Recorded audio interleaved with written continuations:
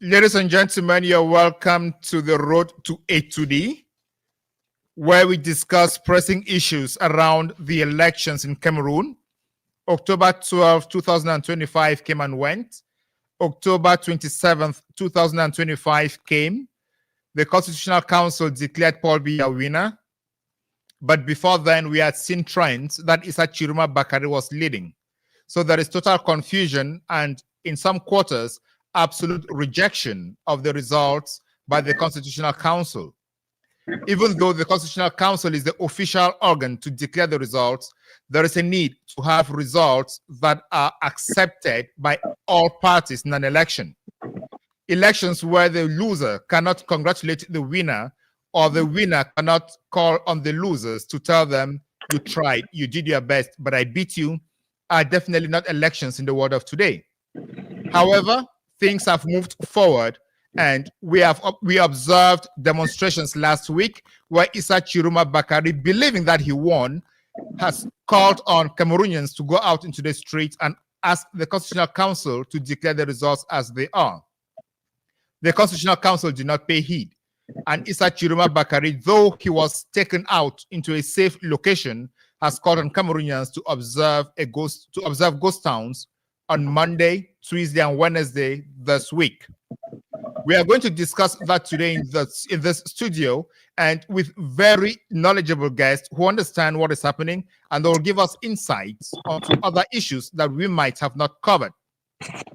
We also had the Archbishop of Douala, Monsignor Cleda, issue a pastoral letter yesterday in which he sounded the alarm, reminding Cameroonians and the authorities that winning elections must not be enforced with the canon, because elections are a people activity and the people know when the results favor them. So these and other issues, we are going to discuss them today. And with me in the studio is Sandrine Yamga. Sandrine, you are welcome to the Road to A2D. Bonsoir Bernard, bonsoir à tous. Yeah, nice to have you. And we have two guests today who are definitely going to be walking us through these very important issues, because the next few days appear uncertain in Cameroon. What do you think? What is the temperature you're seeing out there? C'est difficile à dire, et on sait que depuis la proclamation des résultats par le Conseil constitutionnel, c'est une ambiance un peu délicate qui règne au Cameroun, entre des communiqués, des appels au calme, des violences, des casses et autres. On a vraiment du mal à savoir si la route pour étudier a été si bien tracée, si elle est si bien lisse. Mais on le constate, elle est beaucoup trop sinueuse, beaucoup trop de contours, beaucoup trop de défis, beaucoup trop d'obstacles sur cette route. Et comme qui dirait, nous sommes à la croisée des chemins.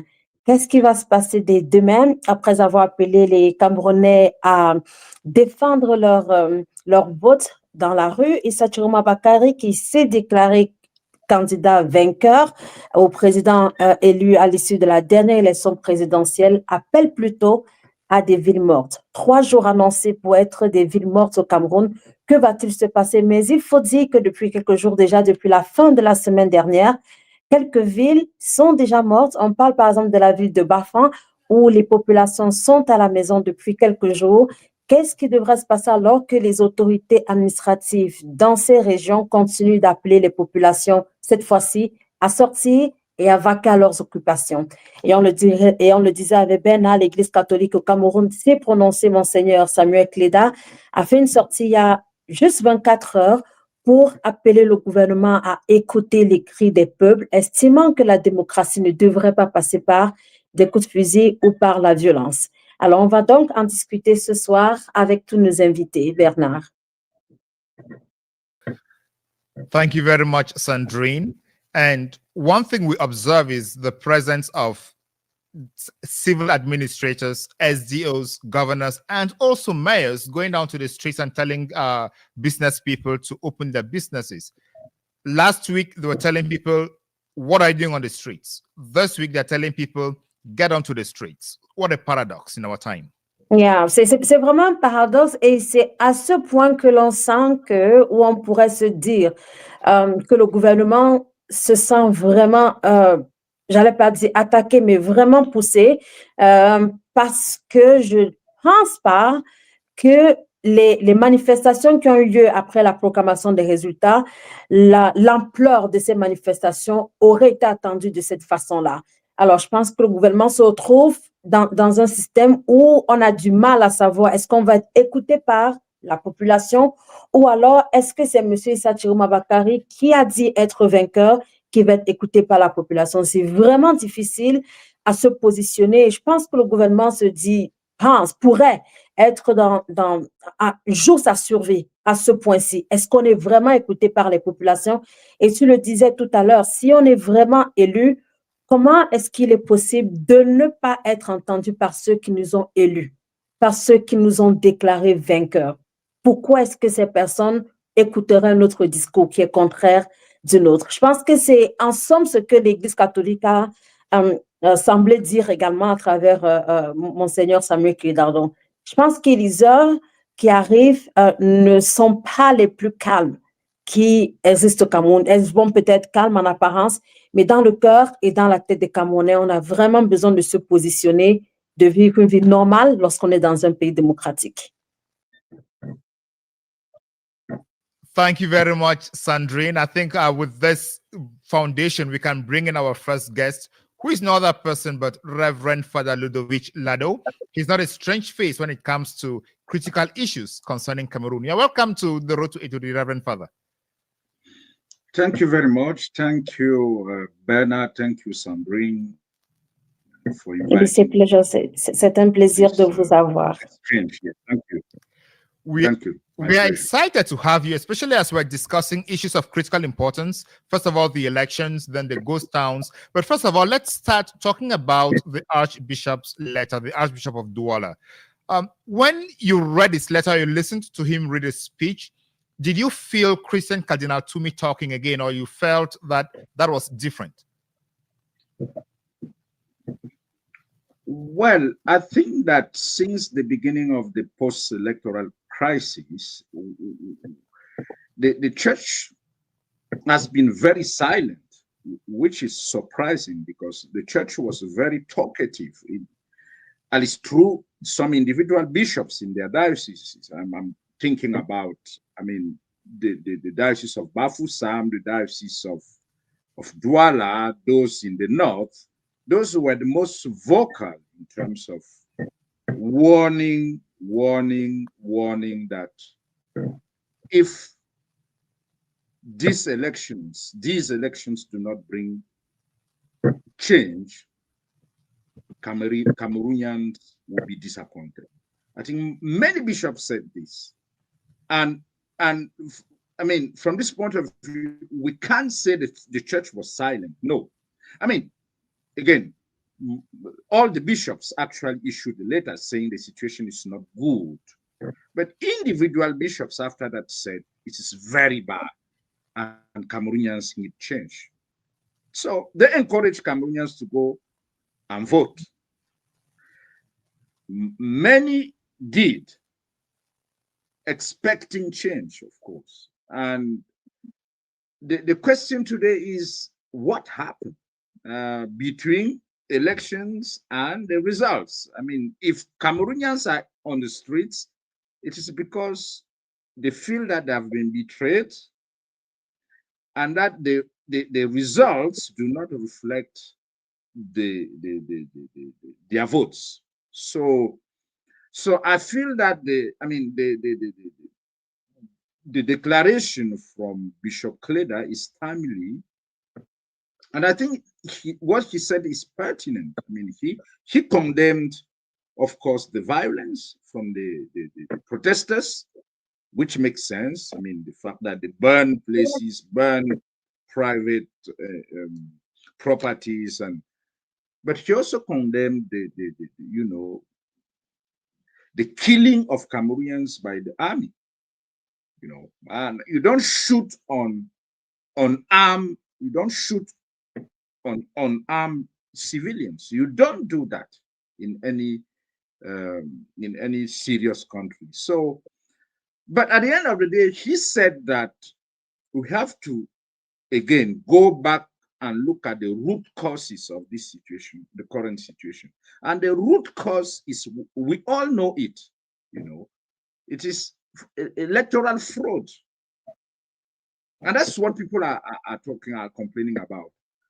And I remember that a few days ago, I said, if this country really want to solve this problem, they should maybe allowed for this election to be audited by an independent structure or institution. And so that they can confront the results of ELECAM and the Constitutional Council to the results of Tchiroma, who is claiming that he won. But I don't think they are open to this kind of solution. Who is afraid of auditing? If you are sure that the results you gave are reflect the truth of the poll, the vote, why should you be opposed to auditing? So again, we could ask, what can the church do? I think that the church has spoken, and I'm, of course, concerned that so far the Episcopal Conference itself has not issued any statement, in spite of the number of deaths and the violence going on. So, well, why are they keeping silent? Yes, Father, that is a question I was going to ask you. When you look at what happened in the DRC, the Episcopal Conference was very active and quite present on the field and actually monitored the elections step by step. What makes the difference between the Episcopal Conference of Cameroon and that of the DRC? I mean, there's no difference. We are the same church. And again, immediately, I mean, a few days after the elections, you remember that the Catholic Church issued a letter signed by the current president of the Episcopal Conference. That's the Bishop Andrew Kea, the Archbishop of Babenda.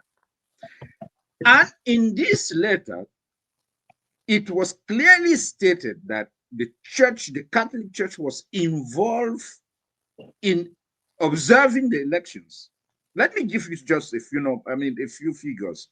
They said that they were involved in observing elections in 12,257 polling stations, over 31,635 polling stations all over the country.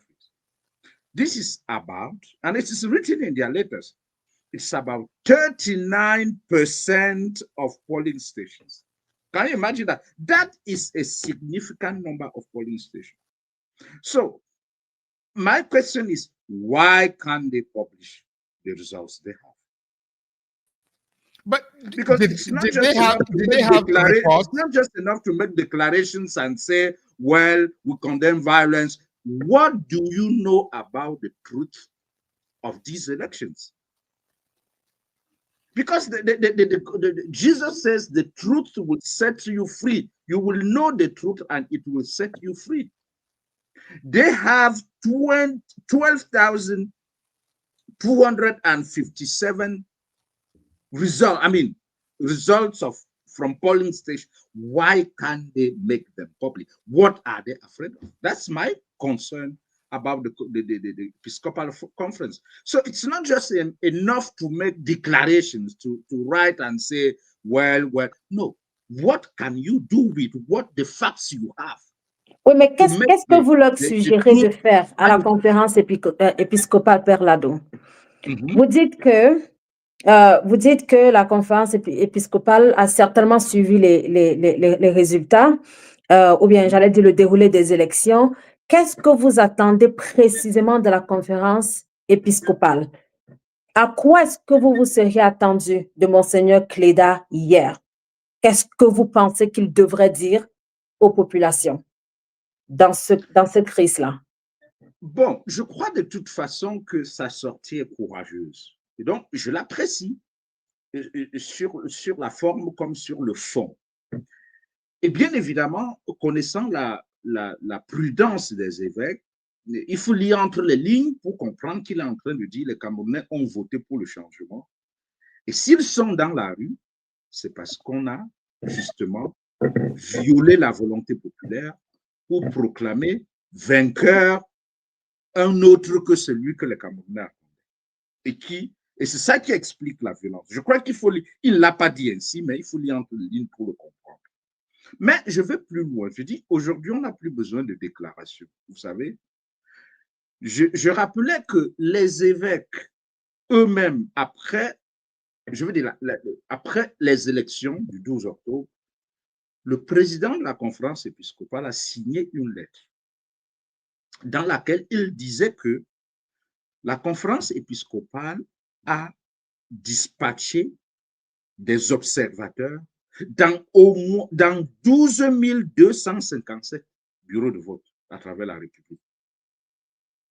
Et sur 31 635 bureaux de vote, c'est à peu près 39%. Et Tchiroma disait que il peut, avec 18 bureaux de vote, avec 18 départements, prouver qu'il a gagné les élections. Parce que les 18 départements couvrent les 80%. Donc, moi, ce que j'attends des évêques, au-delà des simples déclarations de condamnation de la violence, c'est de publier les résultats des bureaux de vote qu'ils ont observés. Les 39-40% des bureaux de vote qu'ils ont observés. Quelles sont les tendances qui émergent de ces 39% de bureaux de vote qu'ils ont observés? Ça peut aider à la manifestation de la vérité. Puisque si on a ce que les évêques, si on a les résultats des évêques, puisqu'il y a un paragraphe, d'ailleurs, j'ai fait un élément là-dessus que je n'ai pas encore publié, il y a tout un paragraphe de cette lettre qui dit que les observateurs des évêques étaient présents quand on a fait le décompte et que ceux qui étaient présents se retrouvaient dans le décompte, mais qu'ils espéraient que, à la proclamation des résultats, ils ne seront pas dessus. C'est un paragraphe de cette lettre. Donc, pour répondre à votre question, au-delà des déclarations, parce que je suis sûr qu'il y en aura d'autres, est-ce que les évêques peuvent simplement publier les résultats dont ils disposent? Mais Père Lado, cela semble être la logique au Cameroun. On a vu autour de cette élection présidentielle toutes les sorties qu'il y a eu, que ce soit, on parle à présent de celle des évêques, il y en a eu également ceux des autres partis politiques, il y en a eu des personnes de la société civile qui ont probablement observé le scrutin électoral.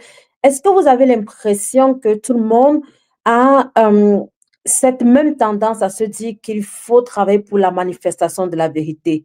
Hormis M. Tchiroma, on n'a presque pas vu un autre acteur, que ce soit religieux, politique ou civil, présenter ses résultats à lui. Est-ce que ce n'est pas dans cette logique-là que l'Église catholique est en train de fonctionner? Oui, mais l'Église catholique n'a pas entré dans la logique des hommes politiques. Alors, encore une fois, je ne veux pas sombrer dans la bêtise, mais quand un journaliste de Jeune Afrique avait titré qu'on aurait peut-être l'opposition la plus bête du monde, certains ont cru qu'il l'en faisait un peu trop. Mais comment comprendre qu'on se dise opposant, qu'on prétende avoir la plupart des PV, et qu'au-delà des élections, je dis, après les élections, vous êtes un opposant, vous êtes à la recherche de la vérité des yeux, vous avez les PV, et vous ne les publiez pas. Et c'est pour cela que nous avons probablement la classe politique la plus égoïste qu'on puisse imaginer. Parce que là, ce que je pressens, c'est que tous ces soi-disant opposants qui sont tapis dans l'ombre se disent que dans le mauvais vent va passer, Biya va rester, certains vont probablement être nommés ministres, donc récolter les dividendes de leur collaboration tacite ou implicite avec le régime, puisque refuser d'aider à la manifestation de la vérité, c'est cautionner les mensonges du régime. Je donne juste un exemple. Pouvez-vous vraiment croire que le Nord-Ouest a voté pour Paul Biya à 70-80%? Pouvez-vous le croire? Mais c'est ce qu'on nous demande d'avaler. Et vous avez des hommes politiques assis sur des PV qui les cachent pour ne pas compromettre leur avenir politique avec le RDPC. C'est ça la réalité. Et donc, encore une fois, moi, en tant que prêtre, je m'intéresse à la vérité. Quand je dis aujourd'hui que les Camerounais ont voté pour Tchiroma, ce n'est pas parce que j'ai voté pour Tchiroma. Je connais Tchiroma d'après ce qu'on l'a vu faire dans le régime Biya. Mais si les urnes disent que les Camerounais veulent Tchiroma comme troisième président de la République du Cameroun, qui suis-je pour m'y opposer? Et ça semble donc être le cas. Et donc, tous ceux qui ne collaborent pas pour que la vérité se manifeste sont du côté du mensonge. Et ça, mon souci, et c'est pour ça que j'interpelle la conférence épiscopale nationale. Si vous avez les 12 257 PV, comme vous l'avez déclaré, publiez les résultats. Et si les résultats que vous avez prouvent que c'est Paul Biya qui a gagné, ce qui m'étonnerait, parce qu'encore une fois, je ne vois pas comment un Camerounais aujourd'hui, qui jouit de toutes ses facultés mentales et spirituelles, peut voter un vieillard de 92 ans à la tête d'un pays. Pour moi, ça me paraît absurde. Donc c'est pour dire que là encore, j'interpelle non pas seulement la conférence épiscopale, mais les leaders des autres partis politiques. Pourquoi ne publient-ils pas les PV dont ils disposent? Ça veut dire que c'est suspect. Ils savent très bien qu'il y a. Father, you are raising important issues about the publication of PVs by the National Episcopal Council and by the political parties who are on the scene. But beyond the National Episcopal Council, we have individual dioceses. Monsignor Cleda was very vocal. Monsignor Lonsi was very vocal. Monsignor Abraham was also very vocal before the elections.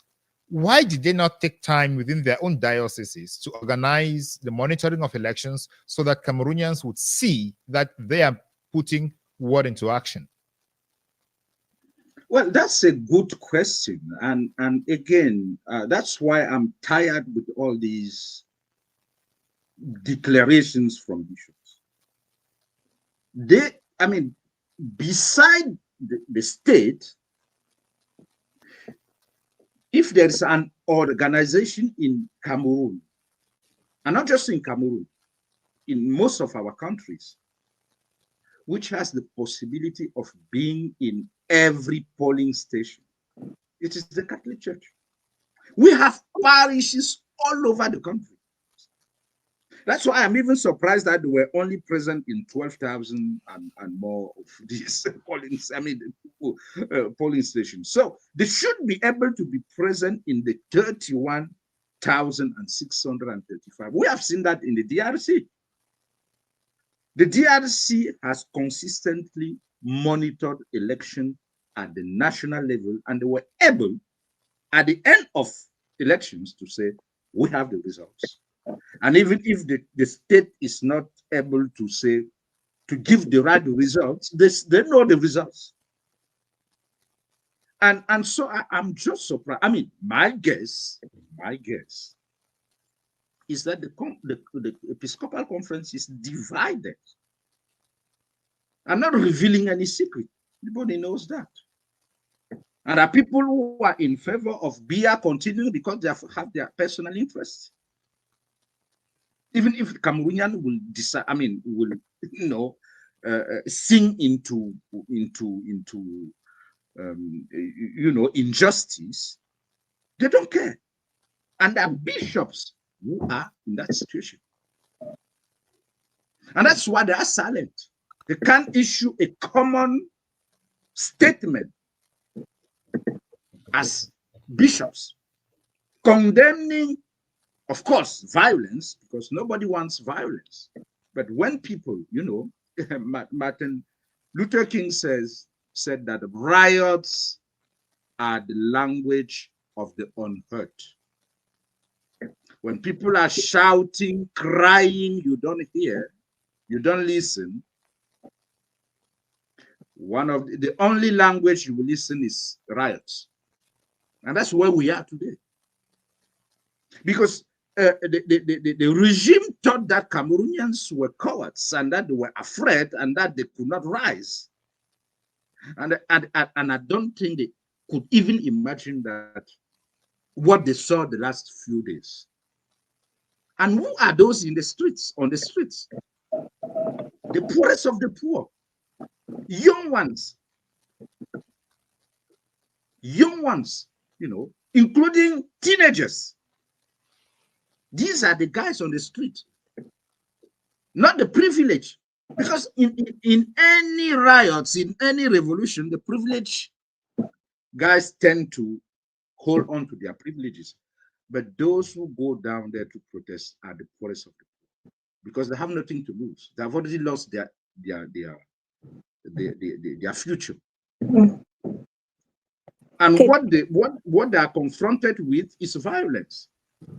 They are killing them. And these are no names. The guys in the street are no names. And so that's why I salute the courage of the few civil society organizations who are still, and even few lawyers who are courageous enough to be able to trace where these people were arrested, where are they, what can we do for them, are they well treated? If not, they will just disappear. These guys have no heart. I mean, they don't care. They kill human beings like they're killing animals. They don't care. So again, I'm simply saying, I'm simply saying that yes, the church could do more. And even individual dioceses could do more to observe elections and make sure that we know the truth beside the falsity or the lies coming from the election and the constitutional council. Ok. Père Lado, j'ai juste une question pour vous. Que pensez-vous, et vous l'avez dit de façon assez claire, pour vous que ce soit la conférence épiscopale ou bien les partis politiques d'opposition ou bien la société civile, ils savent exactement qui c'est qui a remporté les élections. Cela veut dire clairement que vous remettez en question les résultats proclamés par le Conseil constitutionnel, soit. Il y a donc eu des déroulements après cette proclamation. On sait qu'il y a eu des violences de part et d'autre. Des villes mortes sont annoncées dès demain. Qu'est-ce que vous en pensez? Est-ce que c'est une bonne stratégie? Qu'est-ce que pour vous, cela pourrait changer dans le cours actuel des choses? Bien, vous savez, la résistance, et bien évidemment, comme prêtre, moi, je ne peux que, encourager la résistance non violente. Parce que la violence, encore une fois, est contre-productive. Et un chrétien ne peut pas soutenir la violence. Mais les résistances non violentes, c'est pas une partie de plaisir. Parce que de toute façon, dans ce genre de processus, il y a toujours des pécheurs en nos troubles qui se mélangent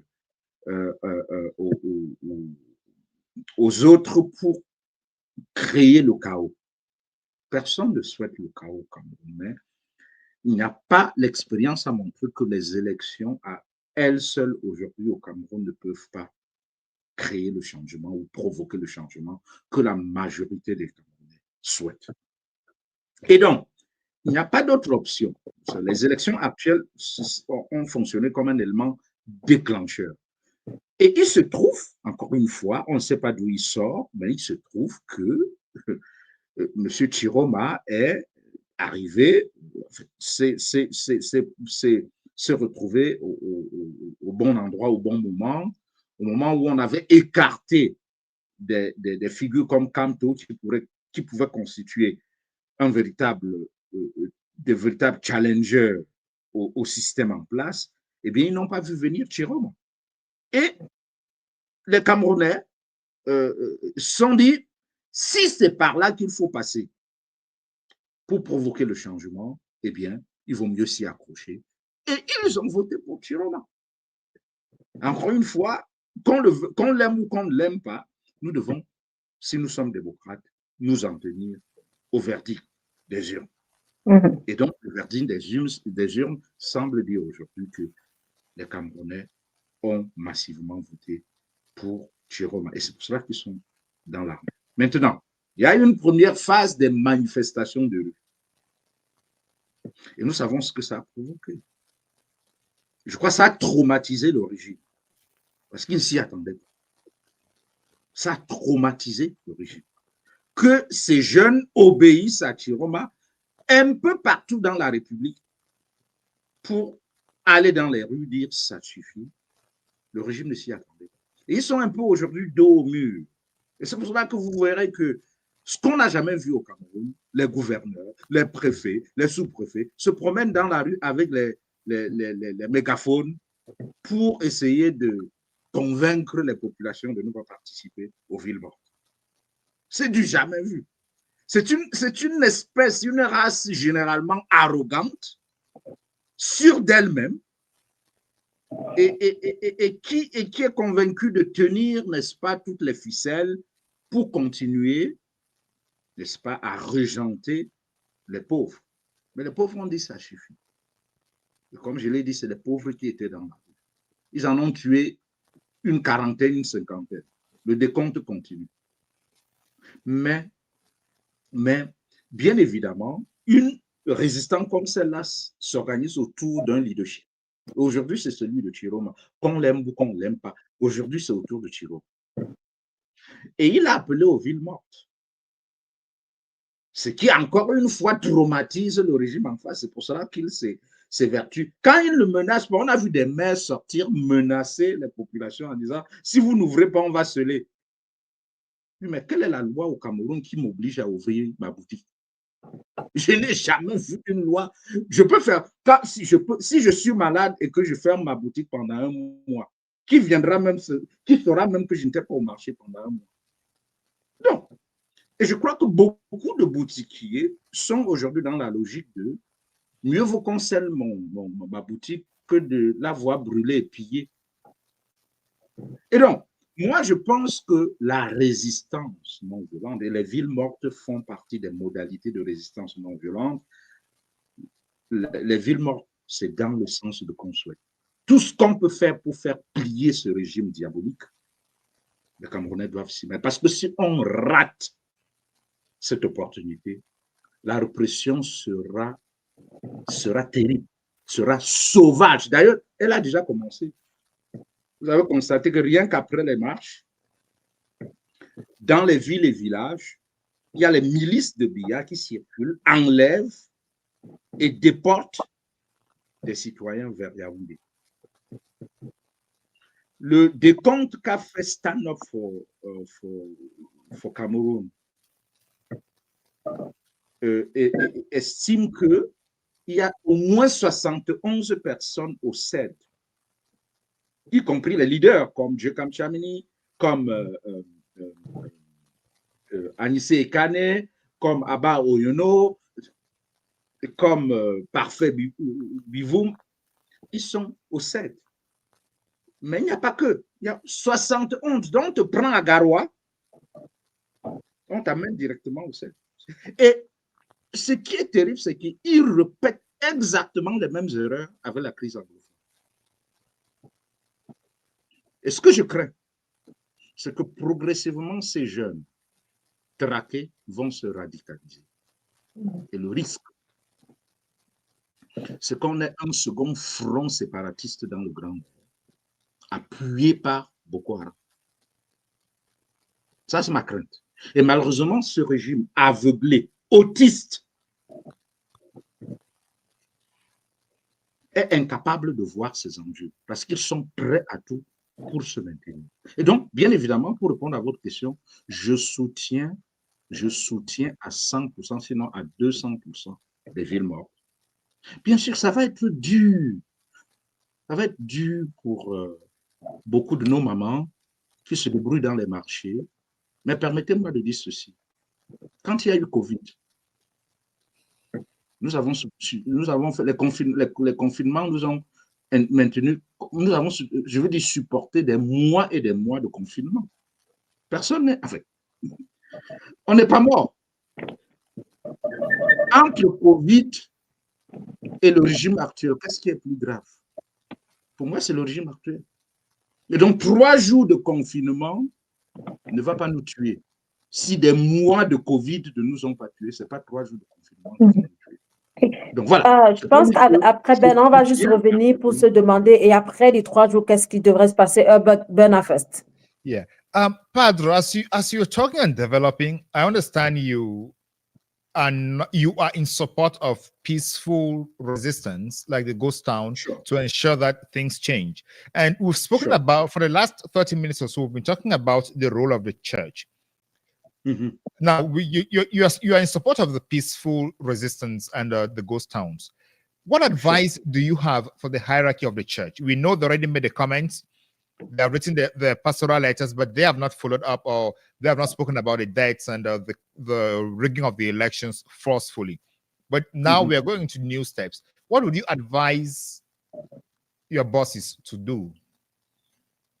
Well, again, I understand that bishops cannot come outright and say that the elections were rigged, because they will say they are taking sides.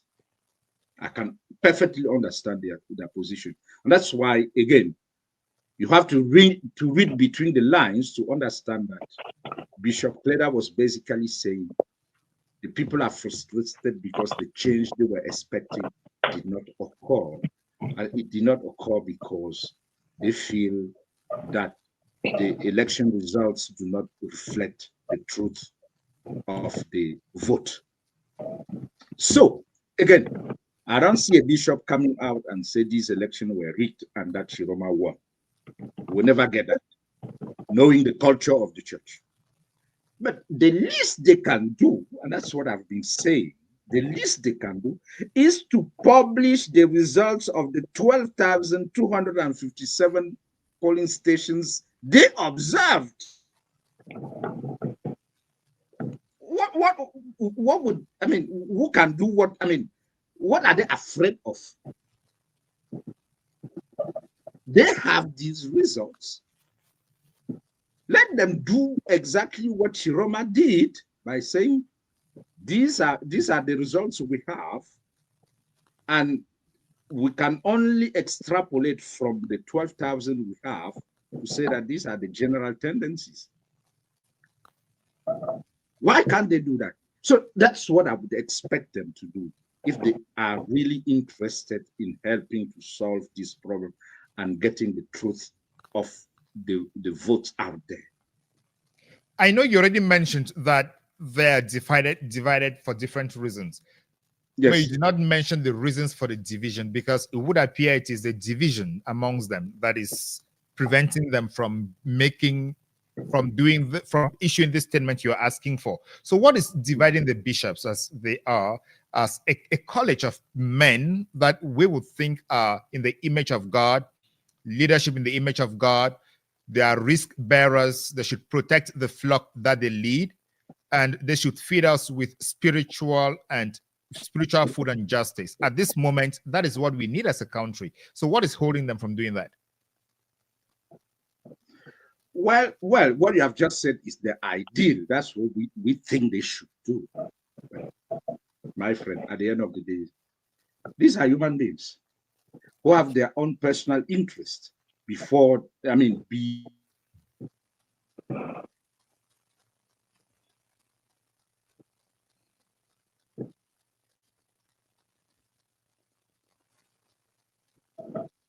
these interests. Okay, he's back. And Okay. of course, the alignments will depend on their own personal interests. These are human beings, and they don't want to lose their friends in power, and the people who kind of support them when they are in need, and they don't want to lose these friends. And that's why because again, just as you are putting the question, I just don't know what a bishop is afraid of, apart from the fact that, of course, they could cut they could, you know.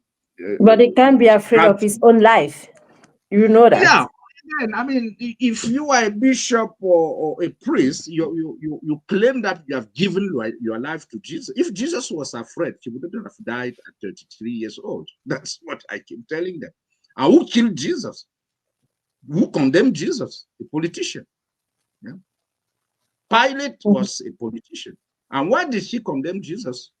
To keep his friendship with the Jews, who were, of course, who wanted Jesus to die. And in order not to kind of lose the support of the Jews, he said, okay, you better die because, and this is a political decision. It had nothing to do with the truth, because when you read the gospel, it was obvious that even Pilate was convinced that Jesus was innocent. But because the Jewish leaders wanted Jesus to die for their own personal interest, you know, they asked Pilate to condemn him to continue to be to have their favor, you know. And so we are basically in the same kind of configuration. That, of course, you have some of the bishops who are very vocal, but ask yourself, why are most of them silent? Now you know the truth. Yeah. They are Okay, silent before we, because they don't want to get into trouble. yeah. It's as simple as that. So before we get the second guest on air, I have two questions for you, Bishop. First Sure. question. So do you think that the government actually is able to listen to the Catholic Church? Well, I'm not sure, but at least the truth should be told. But When you tell the truth, is it just a waste of time no, from Samuel Creda to keep making some statement if they are completely sure that the system won't hear that? I mean, they have been making these statements for how many years? And who is listening? They speak, and people said, well, we are not listening, and we go and do our own thing. That's what they have been doing. So, again, I think that the church can do a bit more. I have mentioned two areas in which the church can do more. In terms of observing elections, they can do that at the national level if they want, if there's a goodwill for that. And it doesn't cost that much, because again, the church is all over, and they can dispatch observers in any polling station. And the second one is that when you have observed, you should be able to say, this is what we saw. These are the results we got from these polling stations. Because if you have been speaking, warning, and challenging, and people and the guy in power are not listening, why do you keep doing it? Do a bit more of what can challenge them. Say, this is what we saw. Even if you don't accept it, this is what we saw. Mm-hmm. Of course, some of them will be, they will go after some of them and probably try to, but we have already lost a number of priests and bishops in this country. Where is Bishop Bala? Who killed him? And he's not the only Catholic clergy who died in this country, and we don't know how they died. So again, it is the moral and spiritual duty of the clergy to speak truth to power. That's why we exist. Okay. And again, let me finish by saying that, again, I want to go back to the Gospels. When Jesus is facing Pilate, and Jesus tells Pilate that it is in the Gospel of John, I came into this world to bear witness to the truth. And those who follow the truth listen to my voice. What is the response of Pilate? Well, Pilate says, what is truth? And that's where the conversation ends. Mm-hmm. So we have as a church, we have the responsibility to bear witness to the truth, whether they listen to the truth or not. It doesn't matter. Alors, peut-être une autre question en français. Alors, si j'allais dire l'appel de M. Tchiroma est respecté demain par les populations, on aura 3 jours de ville morte. Pour vous, quelle serait la prochaine étape après celle-là? Comme vous l'avez dit, il y en a qui peuvent se dire, OK, tant qu'à faire, on peut observer ces 3 jours à la maison, mais la vie peut reprendre son cours normalement jeudi prochain. Pour vous, quelle serait la prochaine étape? Se dire, OK, tout a été fait, peut-être M. Tchiroma a essayé de faire autant qu'il peut pour se faire entendre et il n'a pas été entendu par le régime de Yaoundé. Est-ce qu'on retourne à la vie normale? M. Biya au pouvoir, les ministres en fonction, et on le sait également que demain, l'Assemblée nationale doit reprendre du service. Est-ce qu'on devrait se dire qu'après ces 3 jours, la vie doit reprendre son cours? Ou pour vous, que devraient être les prochaines étapes? Eh bien, non, on ne peut pas. On peut pas. Ce serait un échec. C'est-à-dire les morts seraient morts pour rien. C'est-à-dire si on s'en tient au fait que bon, on a fait 3 jours de ville morte et on s'en tient à ça. Encore une fois, je ne suis pas dans le cercle restreint de Tchiroma parce que c'est lui qui incarne le leadership de cette résistance aujourd'hui. Et donc, il faut qu'il l'assume.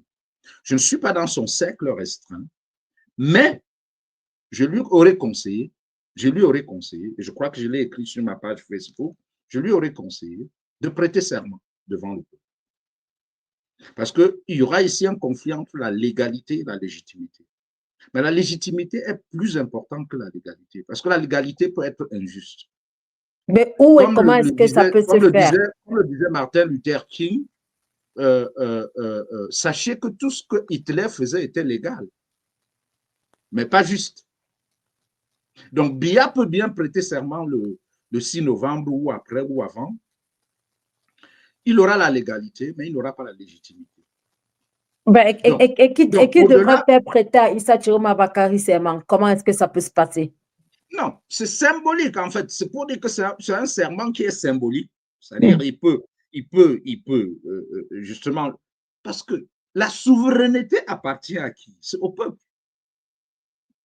Et si le peuple est convaincu que c'est lui Tchiroma qu'ils ont choisi, eh bien, il peut symboliquement prêter serment devant le peuple et nommer un gouvernement parallèle à celui de Yaoundé pour marquer la rupture. Et à partir de là, eh bien, le combat va continuer.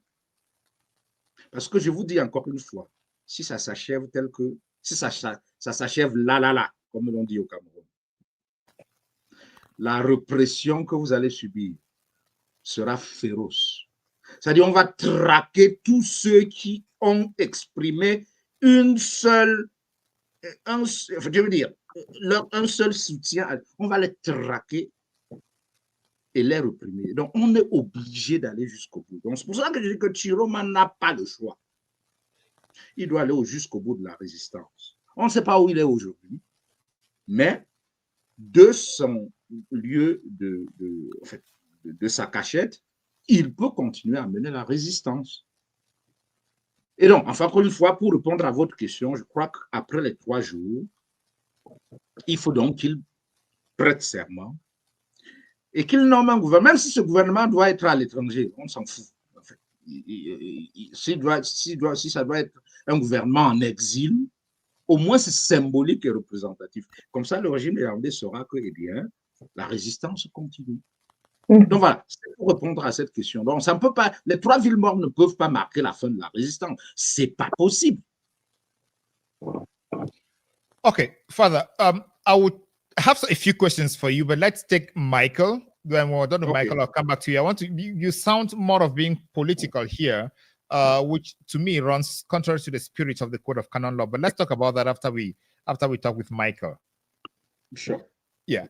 Hi, Michael Turkey. You are welcome to the Road to Etudi. We're happy to have you here again. Hi, Bernard. Hello, and hello, Sandrine. Bonsoir, Michael. Hi, Reverend. Good to see you guys. Hello. Thank you. Yeah, I am just enjoying the Reverend talking. I think I just wish only 5 of them in Cameroon were to talk like that. I think we would have actually got to the end of this. Yeah, thank you very much for having me. Thank you. Thank you. Yeah, thank you so much. Before we move over to Sandrine, what are your readings of the temperature right now? Do you think the next 3 days are going to be ghosted as recommended by Tchiroma? First of all, I want to express my condolence to the families that have lost loved ones. And also, I want to say to those who are being incarcerated or being tortured, we are all with you, no matter what. I also want to say directly to the government that this is just the beginning. No amount of intimidation, torture, or whichever means you use can distort the truth. About tomorrow, I think it's I would rather say anybody who doesn't take part in this should understand that they are missing. This is like one of those parties where you don't want to miss. I don't think anybody's going to be looking at it negatively, because part of defending your vote means you are ready to go through any possible length. And it's important that anybody who is maintaining this should also equally understand that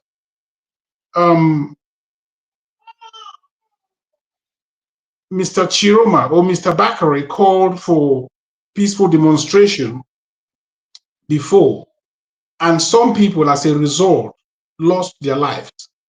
So if you are happy to be alive, please, tomorrow is one of those days which you wouldn't want to do otherwise. The ghost town of tomorrow, the next day, and the next day, in fact, the 3 days, should be one like no other. And I also want to say this. This ghost town is beyond an individual. It's beyond Mr. Bakary himself.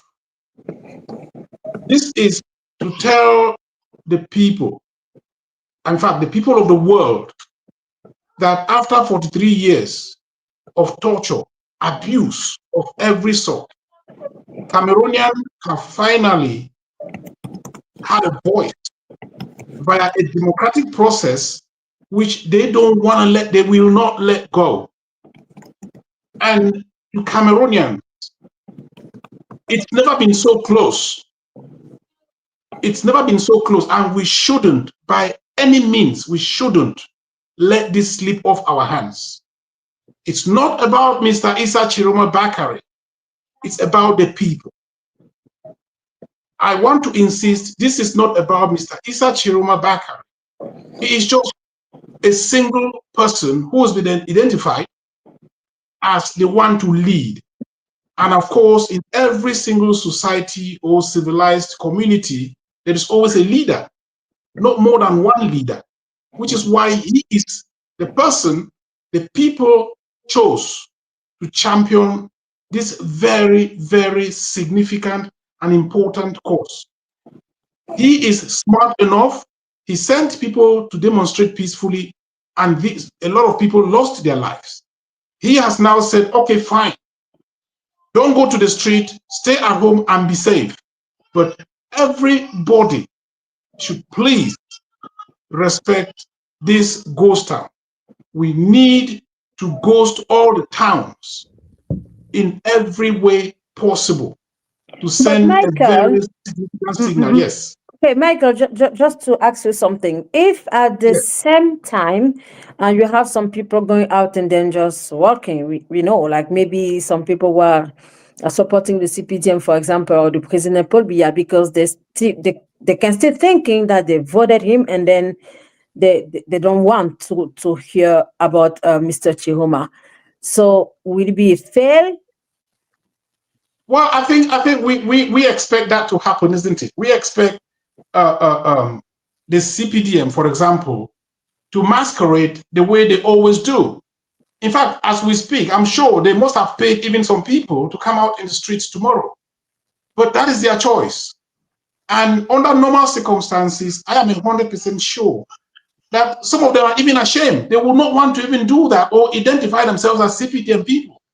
Believe me. So the truth is, the majority of Cameroonians, we expect, say about, I would say, we don't expect 100%, but we expect at least 80% tomorrow. And out of the 20%, we know that these are going to be CPDM paid people. It's not going to even be people who willingly, there is nobody who loves CPDM, Sandri. Nobody. If there is any single Cameroonian who is in their right minds, CPDM is basically not a political party. It is not about, say, us talking about Biya or, I mean, the whole system. How can you have a political party that doesn't, have you ever heard of them having their usual annual, I would say, conferences or congresses that political parties have to decide the health of the political party? No. This is not a political party. And I'm not sure how many people will identify themselves as though. Yeah, so if they do, yes. Bernard, please just let me ask to Père Lado, au Père Lado très rapidement, justement sur la question des villes mortes annoncées demain, Père Lado, si il y a d'autres marches parallèles, je dirais, qui se font, comment est-ce qu'on pourrait analyser cette situation-là? Est-ce que ça va être l'échec de ne pas vouloir entendre M. Tchiroma, ou est-ce que cela peut être perçu comme aussi une certaine défiance? Parce qu'on le sait, il y a des personnes certainement qui ont voté le président de la République, le Conseil constitutionnel parle de 53%. Elles peuvent vouloir trouver une autre façon de manifester ou peut-être crier victoire. Alors, dans ce qui pourrait être parallèle et à la fois divergent, comment est-ce qu'on pourrait se dire qu'il y a un appel qui a fonctionné contre un autre? Ben, écoutez, normalement, si on était dans un environnement idéal, donc j'en profite aussi pour saluer M. Michael, et je suis tout à fait d'accord avec sa lecture de la situation. Bien évidemment, si on était dans un environnement démocratique idéal, ben, on laisserait chacun exprimer. En fait, nous ne sommes pas contre ceux qui soutiennent le RDPC, surtout s'ils ont des bonnes raisons de le faire. Donc, le problème, c'est que nous sommes dans un pays où on est complètement, désorienté par la loi de 2 poids 2 mesures. Vous verrez, dans toutes les situations où les soutiens du régime sortent pour manifester, il n'y a pas de problème. On les laisse faire, on leur donne les moyens de le faire, les moyens souvent de l'État, et on les encourage. Mais dès que ceux de l'opposition veulent dire non, nous ne sommes pas d'accord, c'est la répression, c'est les arrestations, c'est les enlèvements, c'est la persécution. Parce que vous verrez que les villes mortes, en fait, les manifestations qui ont eu récemment, et on a des centaines de personnes qui ont été arrêtées. Comme je l'ai dit, la plupart, c'est des jeunes et des adolescents. Ils sont en prison, ou bien ils sont justement dans les commissariats et autres. On dit qu'on les arrête parce qu'ils ont manifesté, qu'il y a eu des casses. Mais revenons à 2018. Quand Camto et ses partisans ont contesté les résultats, on les a arrêtés parce qu'ils ont cassé quoi? Ils avaient brûlé quoi? Vous avez même en prison aujourd'hui des gens qui ont écopé 7 ans sans mettre pied dans la rue. Je parle de Fogué, je parle de Bibounissa, ils ne sont pas les seuls. On est venu les arrêter chez eux, sous prétexte qu'ils avaient l'intention de. Et donc, pour répondre directement à votre question, moi, je n'ai aucun problème à ce que demain, il y ait des Camerounais qui boycottent les ghost towns, les villes mortes, parce qu'ils estiment qu'ils supportent bien. Mais pourquoi est-ce que les maires, les gouverneurs, les préfets menacent ceux qui peuvent fermer leur boutique en disant nous n'ouvrons pas de boutique. C'est ça mon problème avec ce budget. Si je ne veux pas ouvrir ma boutique demain, j'ai le droit de ne pas ouvrir. Pourquoi vous venez me menacer que vous allez sceller ma boutique si je n'ouvre pas? Donc, on n'est pas en situation idéale et c'est pour cela que les pauvres qui sont contre ce régime et qui sont sortis en masse pour dire non, Biya, à 92 ans, après 43 ans, ne peut plus nous gouverner, disent, eh bien, nous n'avons pas d'autre langage que la violence pour nous faire entendre, parce que quand on veut faire pacifiquement, vous reprimez. Et donc, encore une fois, si on était dans un environnement idéal, mais je crains que si quelqu'un sort demain avec le pagne du RDPC, il risque gros. Parce que ce parti, il ne s'en rend pas compte, ce parti est en train de mourir de sa belle mort. Basile a le droit de marcher, c'est une personne libre, qu'importe ce qu'elle arbore, je pense qu'elle a le droit de marcher. Oui, oui, mais bien sûr, mais je vous dis la réalité, je vous parle de la réalité. Parce que si on laissait chacun faire ce qu'il a envie de faire, il n'y aurait pas de problème. Tu peux me porter RDPC, tu peux dormir avec RDPC, tu peux mourir avec RDPC, on s'en fout. Mais quand vous pensez que vous avez le droit de le faire, que les autres n'ont pas le droit de le faire, bon, ne soyez pas surpris si vous sortez demain en arborant le RDPC, que ceux qui sont énervés, frustrés, s'acharnent sur vous. Donc, enfin, encore une fois, ce serait normal. Ce serait normal, en principe, dans une situation idéale. All right. Mr. Michael, before I come back to you, let me just follow up with Father, the question I had for him. Your developments, while they are grounded in real observation of life, what is happening, sentiments that you're feeling across, you kind of use terms that make you appear an activist or a politician, like les milices de Biya, instead of l'armée camerounaise. You said, nous ne sommes pas contre le RDPC. So this ones really make me feel like you are an activist, a politician. Doesn't that run contrary to the spirit of the Code of Canon Law? No, I mean, the Code of Canon Law simply says that I can't, you know, be a member of a political party. And so far, if you listen to me closely, I said I'm interested in the manifestation of truth because the church is supposed to be at the service of truth. And I've also said that I'm not claiming that Tchiroma won because I am a member of the party of Tchiroma. I don't care. I am a Democrat and the church supports democracy. If the polls, the results of the vote says that it is Tchiroma, so let Tchiroma rule. And I've also said that if I had to vote, I wouldn't have voted for Tchiroma because I know his past in this government. We know what he did. I mean, we know when he was the Minister of Communication.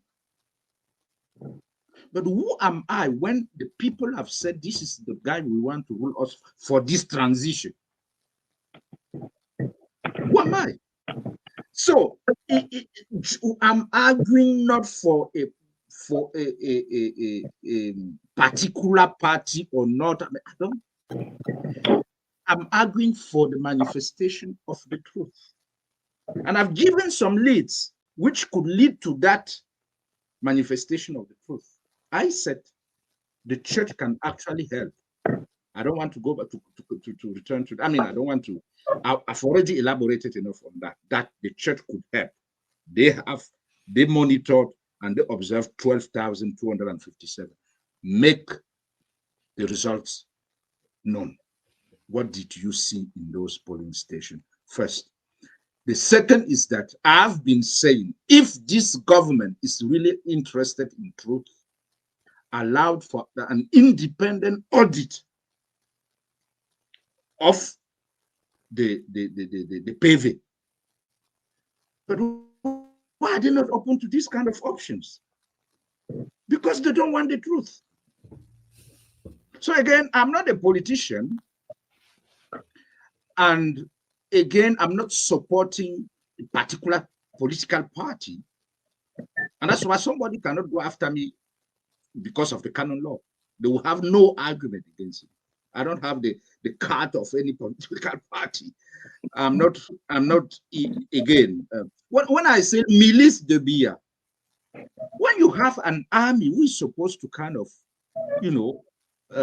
channel protesters and make sure that they don't, when they begin shooting at protesters, unarmed civilians, you want me to call that an army?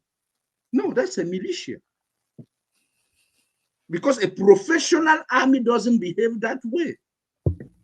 We saw demonstration, protesters in France. And these guys were actually also, going into, violence and destruction. Did you hear that there was a single death in France because of protest? No. Why is the army or the police in France different from the army and the police in Cameroon? It is because in the army we have now, there is a cell. They don't want to say it, but there are guys who are trained to kill and just to make allow this government to continue. Thank you very much, Father. I really very much appreciate that clarification. It was necessary, considering the context in which we are operating. Mr. Michael Teki, yes, you elaborated very insightfully about the necessity of the ghost towns and why they should be there. But the question I hear very often from some people, especially those who are not in support of the ghost town, which I would like to hear your view of, is how the ghost towns take Tchiroma to Etudi? Well, I think if you ask people who look at it superficially, they don't get it. But now imagine a country like Cameroon. People decide to stay at home for I would say 3 days. And then imagine these 3 days, no transport from Bamenda to Biya and vice versa. And the same thing happening to the other cities. Imagine that these 3 days, no businesses going on, trade, right? Even international markets. Now you have cut the blood supply of the main body. Even the Yaoundé itself that claims that so far as Yaoundé is respiring, they don't care whatever is happening in any other city or town. Yaoundé is being fed. Yaoundé is the big river, fed by small rivers. So when you cut all these small rivers, at the end, what happens? The main river would get dry up. So these 3 days are just a tester. Let me put it that way. They are just a tester. Anybody who thinks that this is some kind of random order or random action that has to take place, then the person has to think again. It's just a tester, and this is going to progress from here. From here, it's a stage by stage kind of, I would say, civil disobedience. Because somebody has equally asked me that, oh, you think this is going to do anything? The regime in Yaoundé don't care. Whatever happens, if people don't want to eat, it's not about the people not eating, right? For the past 43 years and counting, what have they been eating? That for 3 days, they cannot, show the solidarity in what actually has been happening with their votes.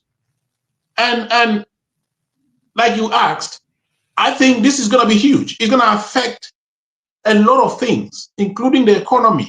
This is just stage one.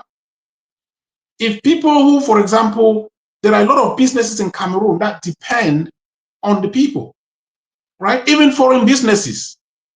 If the consumer is not there, the producer would be useless. No business. But right? Michael, what is the stage 2? Because you are saying that this is just the stage 1, and then it can be a test. But what could be the stage 2 if the stage 1 doesn't work? No, because I think that the question from Bernard was excellent. Are we thinking that a ghost town can bring Mr. Tchiroma in Etudi at this point? What could be the option for him to get there? At the moment, what I understand is we have orders from Mr. Issa Tchiroma Bakary's team that we should respect ghost towns. I am not expecting that same team to say, you go for ghost town for 3 days and kick Biya out, right? That's not what they said. They said, go for ghost town. So it is absolutely crucial that Cameroonians understand that this go for ghost town may not necessarily be the answer, but at least it is going to point the way to the right direction, because this same Mr. Bakary and his team announced a peaceful demonstration, and this demonstration was met with barbarism, I would say.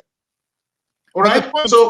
The point here, Mr. Michael, is those who are engaging in the ghost towns today would definitely need maybe a roadmap or something to know that the sacrifices of today may be continuous, or the sacrifices of today may lead to something in the short and the medium run.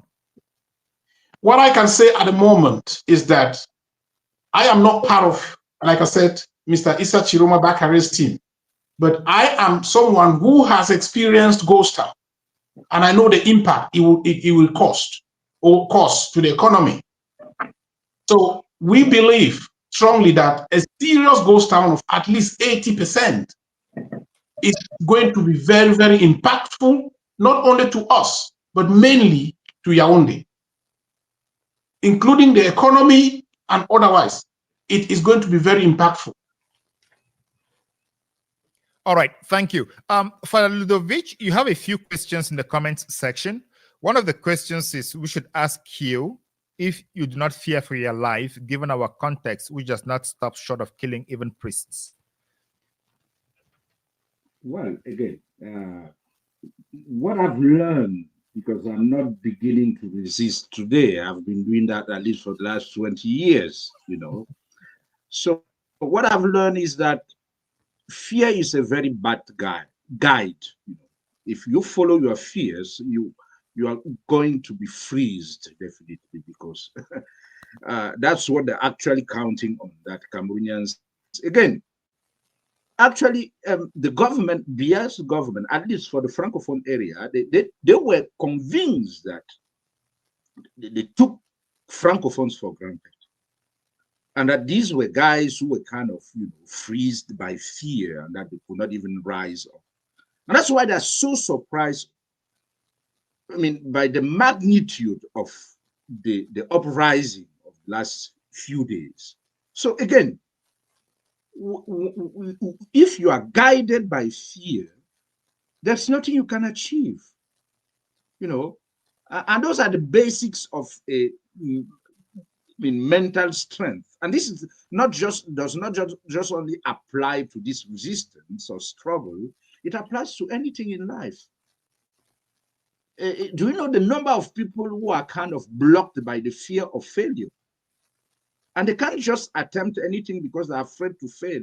And that if they fail, they will be laughed at, they will be mocked at. And so I'm just trying to say that no, fear has never been my guide. I try as much as I can to be prudent, but I definitely refuse to be guided by fear. Of course, there is no zero risk in this kind of endeavor. Anything can happen. I'm not currently in Cameroon, of course, but last year I was in Cameroon, and I was not, I mean, I was still active when I was in Cameroon. And again, that question is often asked. I mean, I'm not afraid that they will kill. Yes, of course. If they kill Jesus, who am I? They can kill me.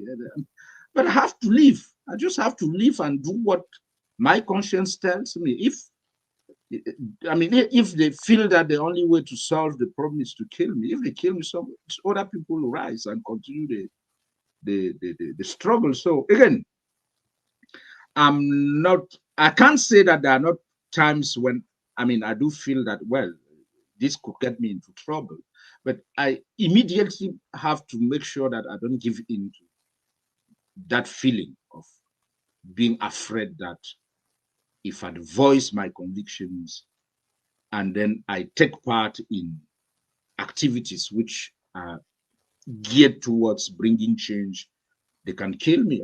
This is possible. All right, that's fine. We'll make sure you are sent to the Côte d'Ivoire again, 2008. All right. There is another question here. I don't know who is going to take it, whether Father or Michael. The question is: are the 3-day ghost towns a litmus test on Tchiroma's legitimacy for him to see if he can actually pull out the people and if the people believe in his leadership? I think I'll go first. I'll go first. Yeah, okay. I'll go first. I think, are the ghost towns a litmus test? Now, this is the thing.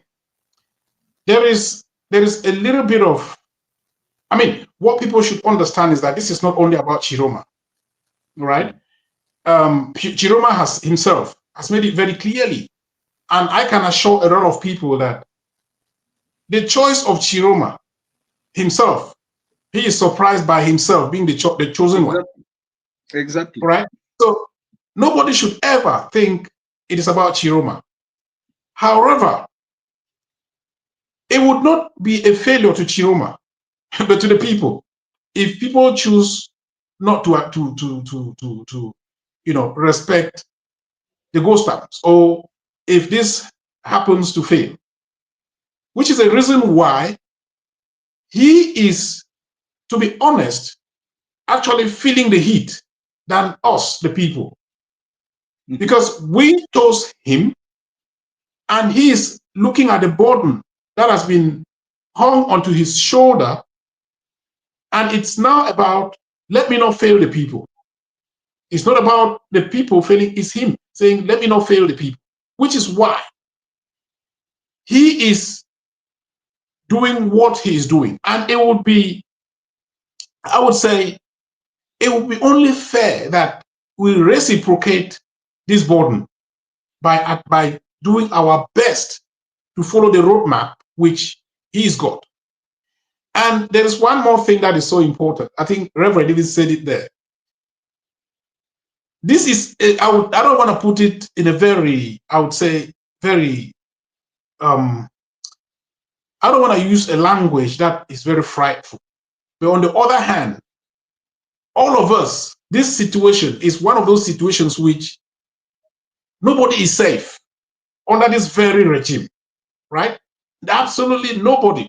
If you can have a constitutional council in a country that is claiming to be democratic, you have the Constitutional Council, which at the same time is the highest body in the land.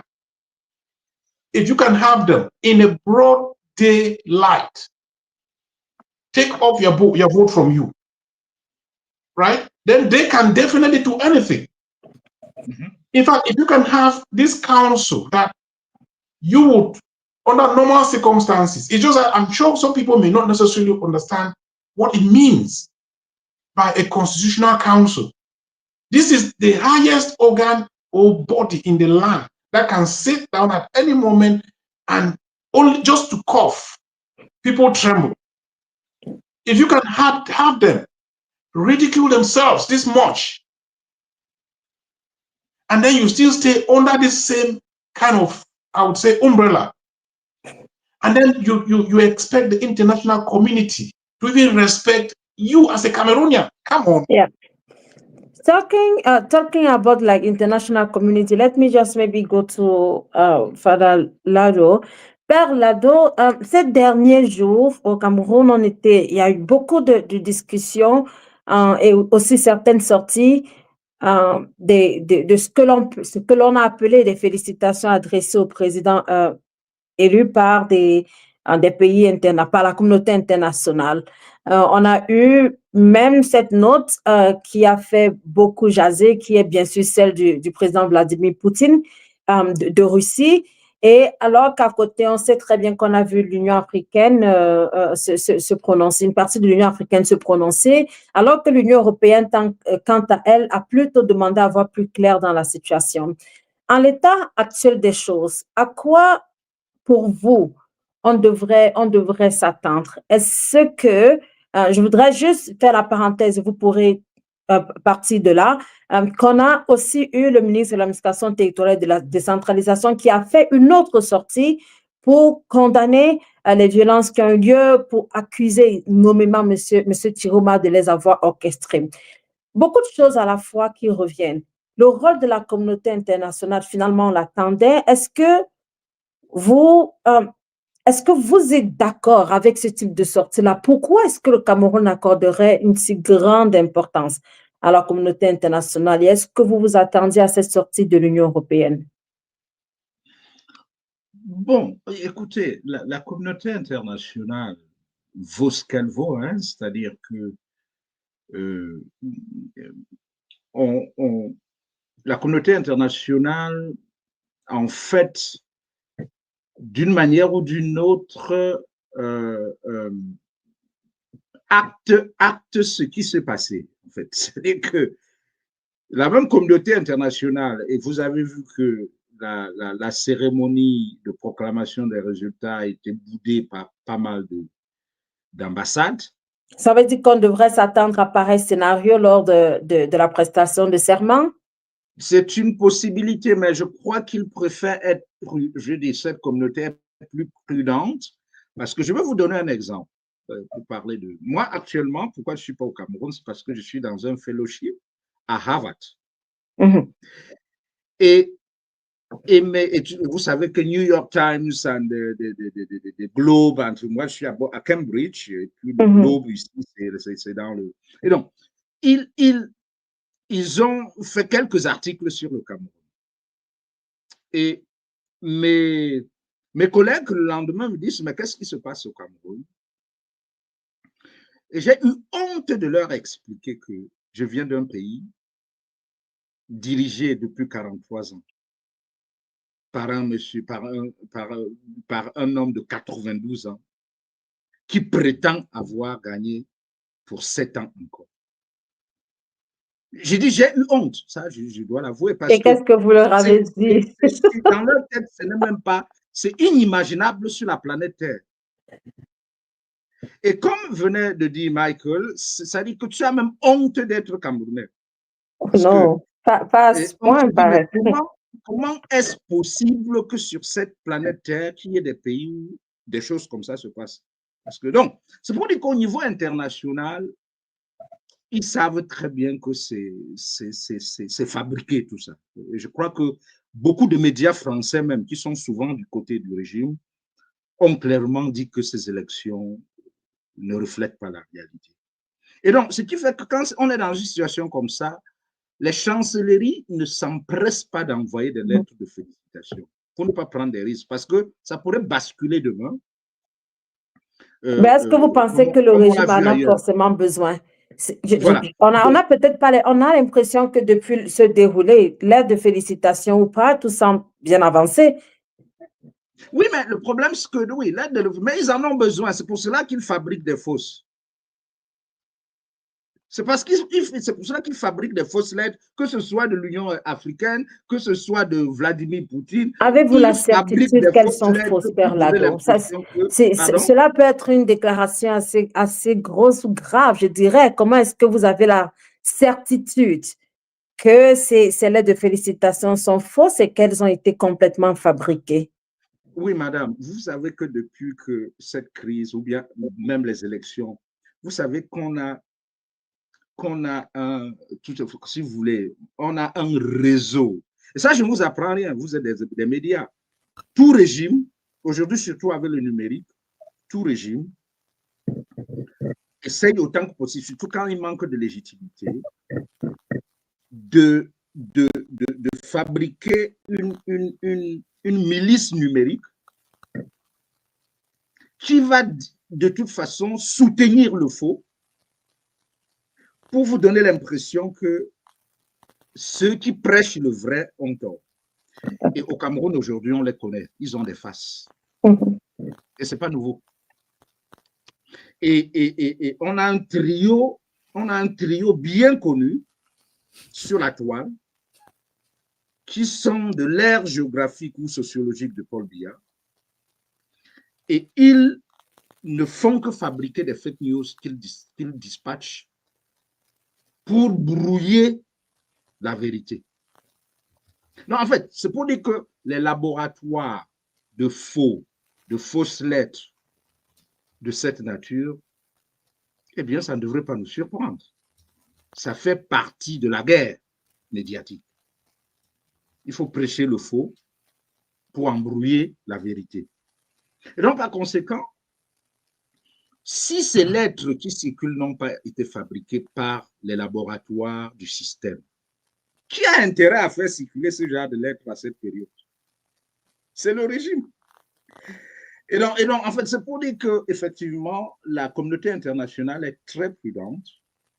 Et c'est pour cela que les lettres, vous allez voir que les pays qui ont été les plus prompts à féliciter Paul Biya, c'est les pays de la forêt de l'Afrique centrale. Non, c'est la Centrafrique. C'est le Gabon. Mais c'est la forêt équatoriale, ils sont une nuance en tout et ils ont les mêmes réflexes, exactement les mêmes réflexes. Donc, en fait, les autres pays qui voudraient vraiment voir, qui sont convaincus aujourd'hui, parce que beaucoup de chancelleries sont convaincus que les résultats là sont faux. Mais ils sont prudents parce qu'ils se disent, bon, on va voir comment ça évolue.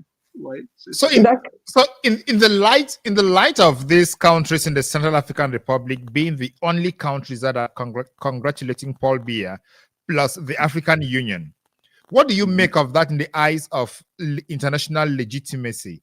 Because it looks like the question of national legitimacy is no longer of issue to them. They are rather looking for international legitimacy and using repression to compel compliance at home. So, Michael, what do you think is the end goal here? To give an impression that the Central African region has accepted the results and then it's going to expand to the rest of Africa and to the world? Or what do you see here? Yeah, I think this is the thing. You know, it's a bit more like you know, this is a government that has been operating for 43 years, right? They have been manipulating things in various forms. This year in particular, like the Reverend said, you can see those who are saying congratulations. Now, the government is amplifying these ones in an attempt to say these people are legitimizing our win. So obviously, even if you have any doubt, because the other person and that one have legitimized our win, you shouldn't be afraid. But one thing that they completely ignore is that the international community themselves, they know the system for a long time. And it's a bit more like the people of Cameroon are saying this is the end of the road for the regime. It's the same thing that the international community are echoing in a way.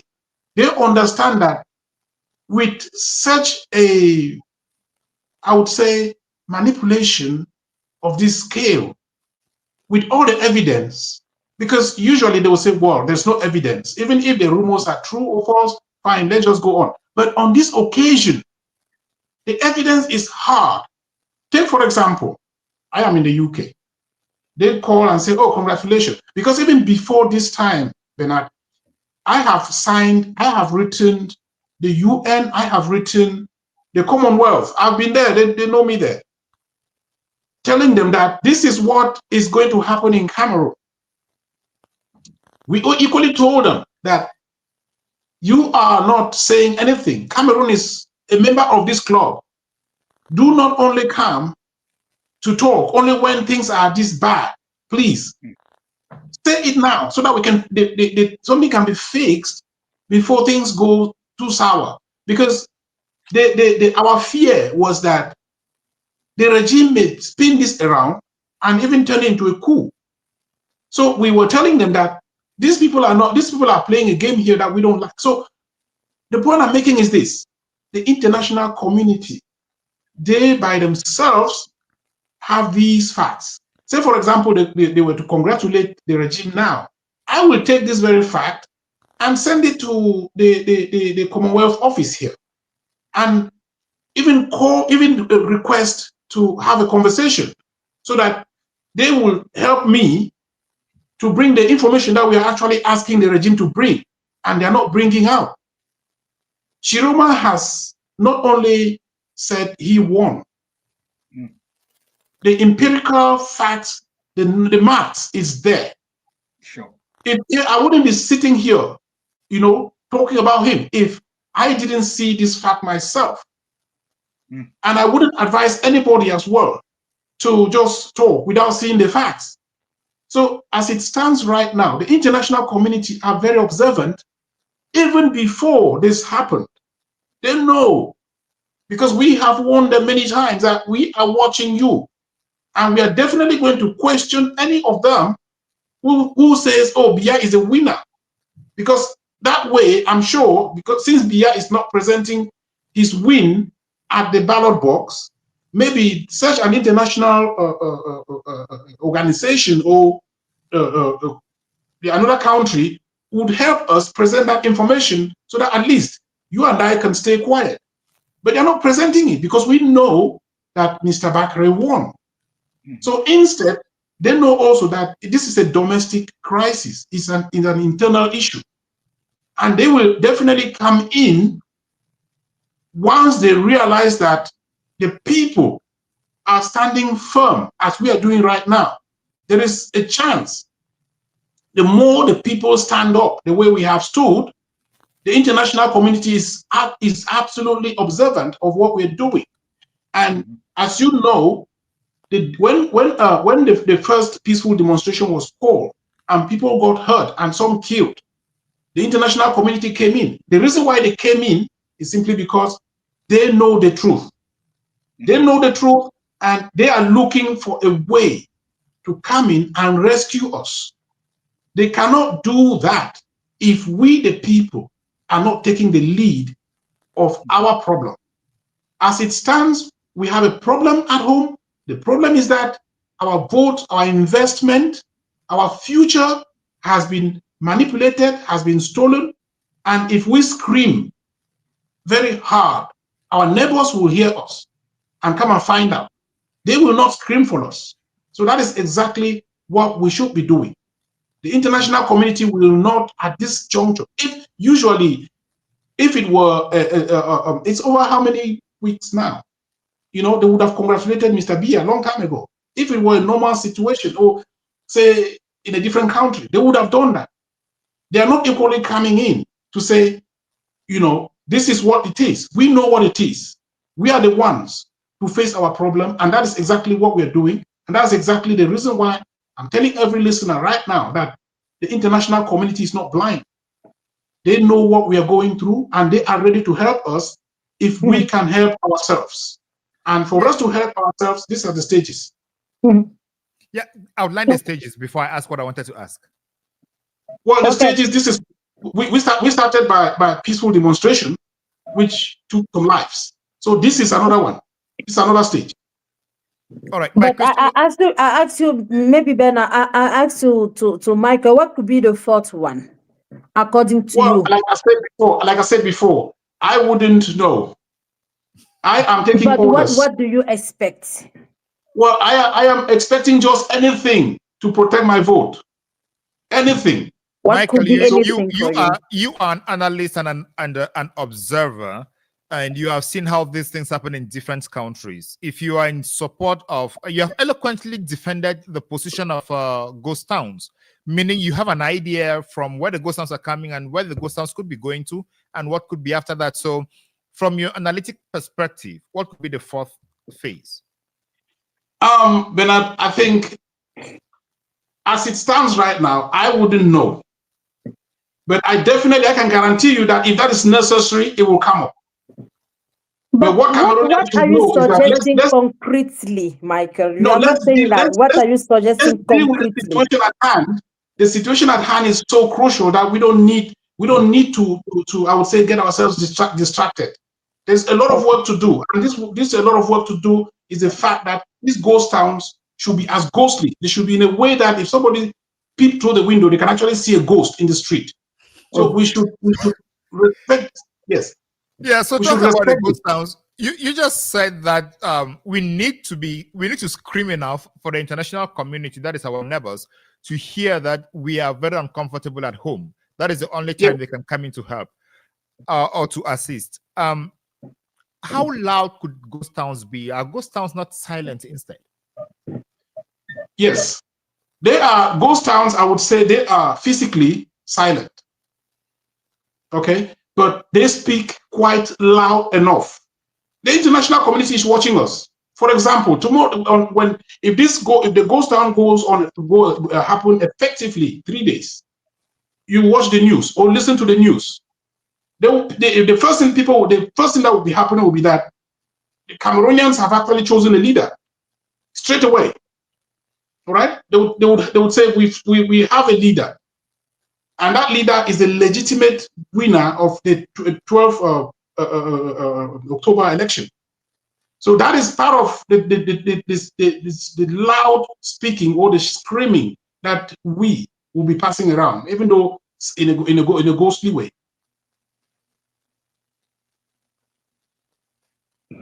Okay, I think we have about like 25 minutes to go. Professeur Lado, on essaye de, je ne sais pas si ce sont des conjectures ou bien si on essaie simplement de se projeter.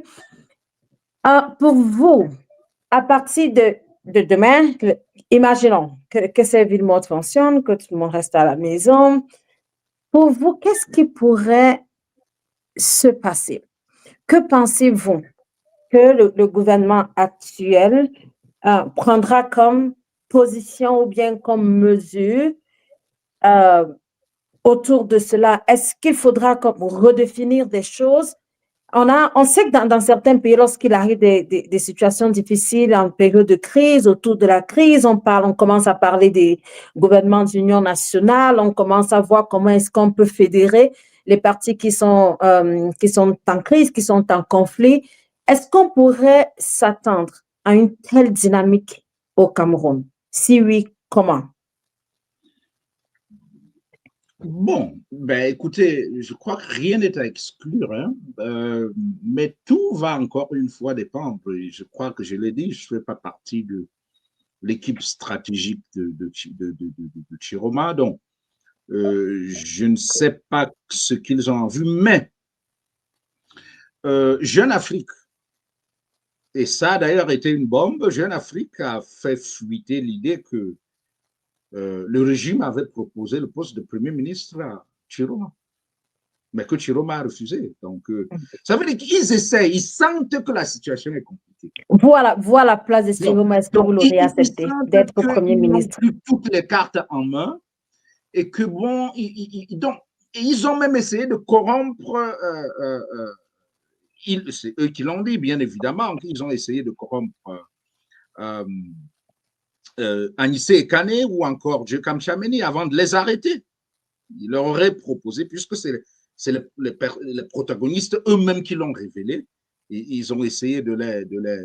Parce que, vous voyez, c'est une machine qui a toujours fonctionné avec la corruption. Et ils ont beaucoup d'argent de Camerounais à distribuer aux concurrents. C'est-à-dire que... Et c'est pour cela que la classe politique camerounaise est facilement corruptible, parce que les retournements de veste sont très fréquents.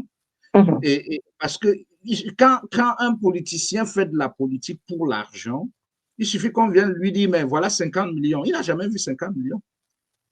Donc, il va prendre et dire, bon, de toute façon, je vais gérer ma retraite avec ça et puis ensuite, le reste, on s'en fout. Donc, pour dire que certainement, et peut-être même en sourdine, parce que la diplomatie est en général est même discrète, c'est-à-dire que il y a certainement des démarches en sourdine pour essayer de voir si on peut mettre de l'eau dans le vin de Tchiroma.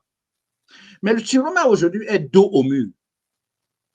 Parce qu'il est entre une peuple. En fait, au stade où il est arrivé, c'est ce que je crois, disait Michael à un moment donné, au stade où il est arrivé, même s'il avait l'envie de négocier avec le régime, il sait que le peuple le regarde.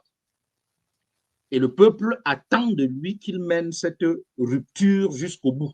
Donc, il n'est plus dans une situation où il peut dire je fais ce que je veux, d'ailleurs, je m'en fous, ainsi de suite. Donc, ce que je soupçonne, c'est que si le régime est se retrouve vraiment dos au mur, il va essayer de négocier la possibilité d'une transition de 2 ou 3 ans avec Paul Biya comme chef d'État.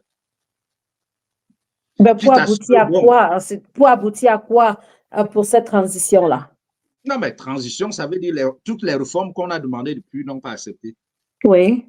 Ben, vous pensez véritablement que le système en place pourrait plier pour ce type de transition-là? Pardon?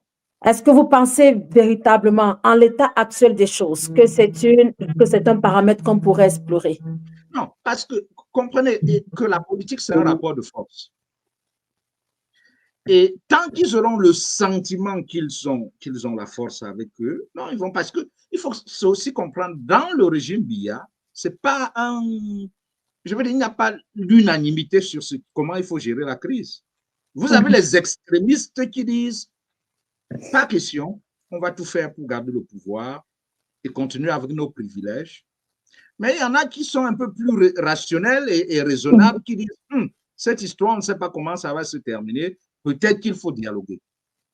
Donc, dans le régime même, il n'y a pas unanimité, et donc par conséquent, il y en a qui veulent qu'on ouvre. Et donc, moi, ce que je soupçonne, c'est qu'à un moment donné, s'il y a par exemple des médiateurs qui s'impliquent, ils vont dire, OK, on est prêt à accepter une période de transition, un gouvernement de transition d'union nationale, la révision du code électoral, la révision de la Constitution, tout ça là. Mais le problème, c'est que c'est toujours un piège, parce que ça leur donne du temps, ça leur permet de gagner du temps pour récupérer la situation. Et ce régime, on le sait depuis les années 80-90, ils ont l'art de récupérer les situations dès qu'on est flexible.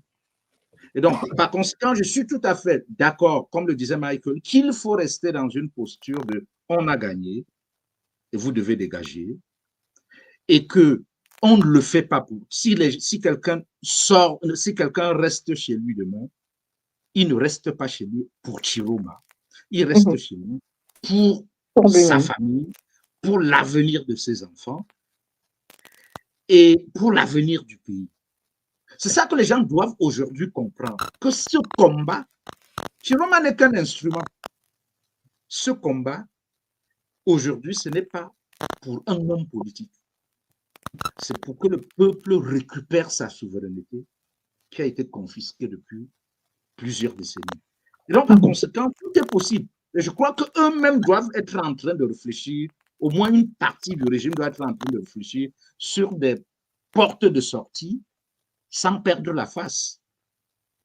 Mais le problème, c'est qu'en face maintenant, ils ont des gens qui veulent aller jusqu'au bout. Donc, ce ne sera pas facile, aussi simple que ce ne sera pas facile.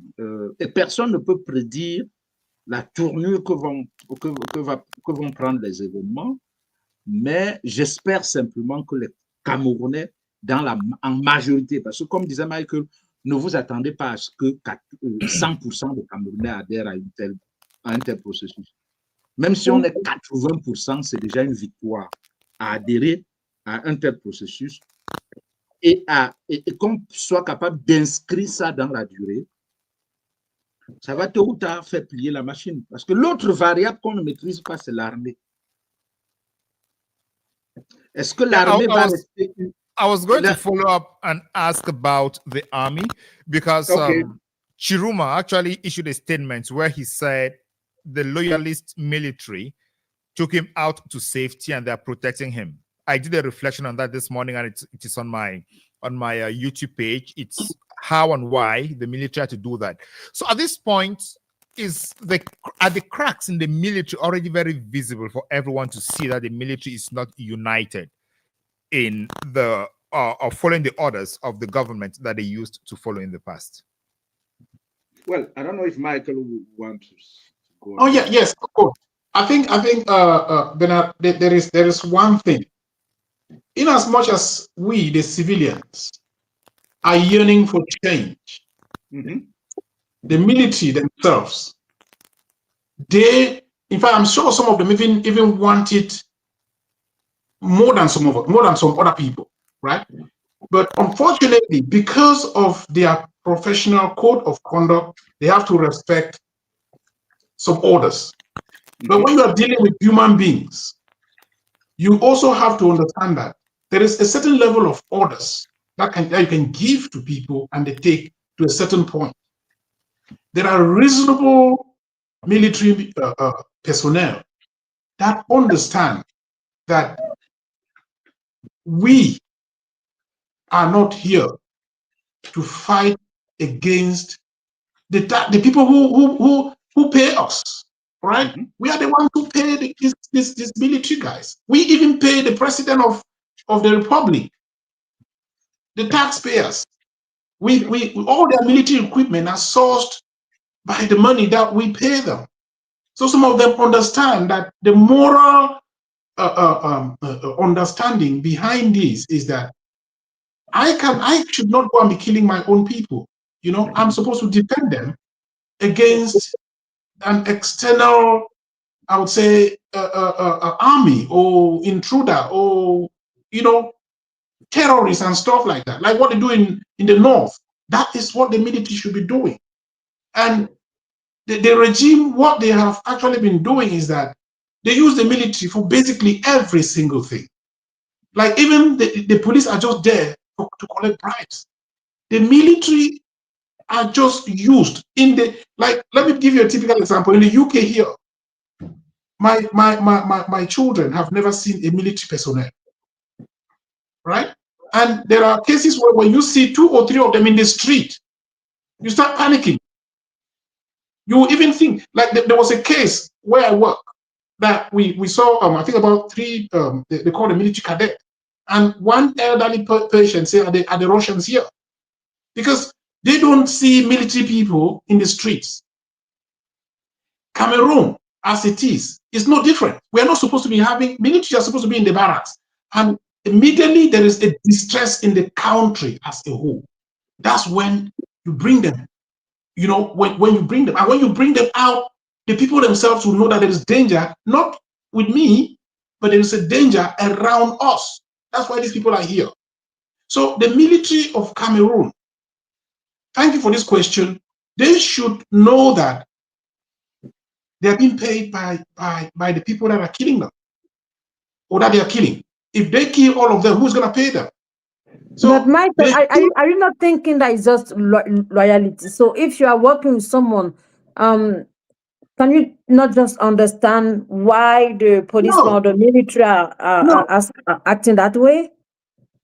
You see, the thing is this: when you're working with someone, that someone is not the sovereign people of Cameroon. The sovereign people of Cameroon have the power over anyone. Okay? So even the president himself has no power over the sovereign people. Sovereignty is so important here. The people of Cameroon are the ones who have the power. So if you are working with, for example, you have somebody, an employer, who employs you to be cleaning their house, for example, your loyalty is with them. So your loyalty, the loyalty of the military should be with the people, not an individual, because we pay them. All right? We, the sovereign people of Cameroon, pay them. So any other person who comes in between to be telling them whatever, they have the right. They have absolute right to say, listen, enough is enough. I'm not going to do this. It is not every single thing or command that somebody gives you, you take. There are some commands that you know that this is out of. If, for example, they stand up to tell us that they are defending their code of conduct, which, of course, there's nothing there that tells them that you have to respect me when I say you want to kill someone. You know, it's a bit more like what they're actually doing right now is the same thing that somebody can just go behind and call them to go and kill somebody, and then they would say, yes, I'm going to do that. That is illegal. All right? The president or the command, whoever is giving them command, is doing so illegally, and that person has no right to ask the military to come and kill. There is nobody who has the right to ask the military to do that. Yeah. Let me follow up with further. What do you make of the fact that the Ministry of Defense has not issued a statement saying no part of the military is working with Tchiroma. Is that a tacit agreement that Chiroma's statement is founded? Well, just to build on what Michael was saying, you see, there are some indicators that they are not in control of everything. You will see that in some barracks, they voted against Biya in Cameroon, which means that discontent is somewhere in there. It's just that they can't express it because of their status. But even in the barracks, there is some form of discontent. Now, the only thing I can say is they're actually playing with fire. Especially the military, they are playing with fire. Why am I saying this? Because the military is already overstretched. You know, with the war in the Nozo, and you know that they have been discontent about how it is handled financially. That those who are actually enriching themselves on the war in the Nozo are the officers. And that's one of the reasons why they don't care whether the struggle goes on. So the military, of course, is already overstressed by the Nozo front, but also by Boko Haram in the north. And what they are doing now, because again, in the last 2 or 3 days, they are reliable. I mean, from reliable sources, it is clear that they are hunting the leaders of Tchiroma's party, even members of the family of Tchiroma, taking them to Yaoundé, from the north to Yaoundé. And again, these are the same mistakes they made with the Anglophone crisis. What they are doing is that when the people are fed up, they will begin to go after them. When I say after them, I mean the authorities. And we could be, because of that, opening a new front in the north. And the risky dimension of the front in the north is that Boko Haram is not very far. And they could exploit that crack in the system to make the bigger north unruly. I mean, insecure. I mean, and this is a huge area. And I'm not sure that we have the numbers in the military to control that area. So that's why I'm saying don't you think they'll be counting on Chad to come support, because Chad has already congratulated Biya? Yeah, but Chad has its own problem. I was in Chad I live and work in Chad for 6 years. So I know Chad very well. They're sitting on the time, the former prime minister was like the main opposition figure, is sitting in prison. This guy you call, David's son, his father was even less than a tyrant. I mean, he can't support Cameroon. He can't even support his own country. So, of course, he's a warmonger because he's a general, because he was a general before, or he is a general. And the only thing he rely on is force. So Chad cannot help us. And again, we are playing with fire. But the problem is that when people are blinded by the thirst for power, they don't see beyond their nose. And they will get us into trouble, as they did in the nose, by not listening to the people, by not listening. They don't want to listen. So again, let's hope that somebody will kind of breathe some sense into their minds and bring them back to reason. All right. And make the right decisions before it is too late. All right. Thank you so much, Father. We are rounding up now, and I'll be asking you all to give your last words. But before we get to that, ladies and gentlemen, thank you so much for watching us on the road to A2D. Whatever platform you are watching from, please kindly like, subscribe, comment, and share. Please do this because that is the best way you're helping us. As from tomorrow, we'll definitely be having live coverage from all the cities in Cameroon, and we'll have correspondents who will be giving us live updates on how the ghost towns are going throughout the territory. So they will need your support. So kindly like, subscribe, and if you have any financial support, you can give it. We are broadcasting live on Mimi Mefo Info on Facebook, Beyond Africa Podcast on Facebook, Talk with Mimi Mefo on YouTube, Analyse avec Sandrine on YouTube, Beyond Africa Podcast on YouTube, and Cameroon News Agency on YouTube. Kindly like, subscribe, and share, and leave a comment as we are asking you all to do. Absolument.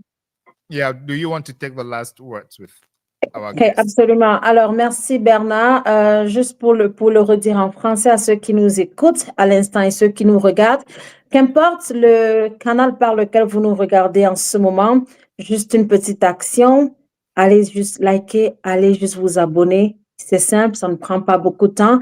Qu'importe le canal par lequel vous êtes en train de nous suivre en ce moment-ci, que ce soit sur Mimi Mefo Info, sur Facebook, sur Talk with Mimi Mefo on YouTube, Analyse avec Sandrine Yamga, African Postcards de Bernard ou encore Cameroon News Agency. Merci à vous infiniment de votre support et c'est simplement ce que nous vous demandons afin de continuer à vous produire du contenu. À signaler également que demain, il y aura non seulement un live, mais aussi des reportages sur le terrain pour rendre compte de l'effectivité ou pas de ces villes mortes qui ont été annoncées au préalable et puis surtout appelées par Issa Tchiroma Bakary, lorsqu'on sait aussi que les autorités administratives appellent plutôt les commerçants et toutes les populations à vaquer à leurs occupations. Qui va être écouté demain? Ça va être la grande réponse du jour. Et on va terminer dans un instant avec nos invités. Nous sommes pratiquement dans la dernière ligne droite, les dernières minutes de cet échange et nous allons prendre quelques dernières réactions. D'abord, avec le père Lado, je vais te poser la dernière question. Alors, père Ludovic Lado, et demain? C'est la seule question que j'ai envie de vous poser. Et demain? Si, avec réponse positive, j'allais dire affirmative ou pas, des citoyens à observer ces villes mortes et pour vous, l'après, qu'est-ce que cela serait? Vous avez dit tout à l'heure, c'est vrai, que vous espérez que M. Tchiroma Bakary va procéder à une prestation de serment. Pour vous, est-ce que cela suffira? Non, et encore une fois, comme on l'a dit tout au long de cet échange, il n'est pas question ici de Tchiroma, il est question de la libération d'un peuple. Et si que les Camerounais choisissent de participer ou de ne pas participer, ils auront déterminé leur avenir. Et ils n'auront qu'à récolter ce qu'ils auront semé. Mais il me semble là que c'est une opportunité à ne pas rater. Et c'est pour cela que j'encourage la plupart des Camerounais qui adhèrent à cette résistance à rester chez eux. Bien sûr, les plus pauvres vont un peu souffrir parce que ceux qui se débrouillent au jour le jour pour vivre, ça ne va pas être facile, mais on ne peut pas faire des omelettes sans casser les œufs. Il faut quelques sacrifices pour pouvoir récolter des résultats pour l'avenir. Donc, encore une fois, je soutiens ces villes mortes et j'encourage les Camerounais à y adhérer. La suite, on verra. Encore une fois, c'est Tchiroma et son équipe stratégique qui vont déterminer l'avenir. Mais encore une fois, j'espère qu'on ne va pas, que cette résistance ne va pas s'achever avec les villes mortes et que les villes mortes ne sont qu'une étape sur une longue. Ça peut durer. Ça, un tremplin, vous voulez, un tremplin d'autre chose, vous voulez dire? Voilà, vers d'autres actions qui vont faire plier ce régime qui a pris en otage l'avenir de la jeunesse camerounaise. Donc voilà, j'en profite bien sûr pour vous remercier de m'avoir accueilli sur votre plateforme, pour remercier aussi Michael pour le partage. Et nous continuons à prier pour que le bon Dieu soutienne ces enfants qui crient et espèrent, n'est-ce pas, goûter à la liberté et à la justice très bientôt. Merci. Bernard, maybe the last question to Michael. Yeah, my last question to Michael is just, give us your last word. What do you expect of Cameroonians and what do you see as the next steps? Thank you again, Bernard and Sandrine, and of course, Reverend. What I can tell Cameroonians right now is that tomorrow should be highly, highly ghosted. 3 days. We should respect the ghost town for these 3 days. It is not going to be easy, and nobody thinks or ever thought it would be easy.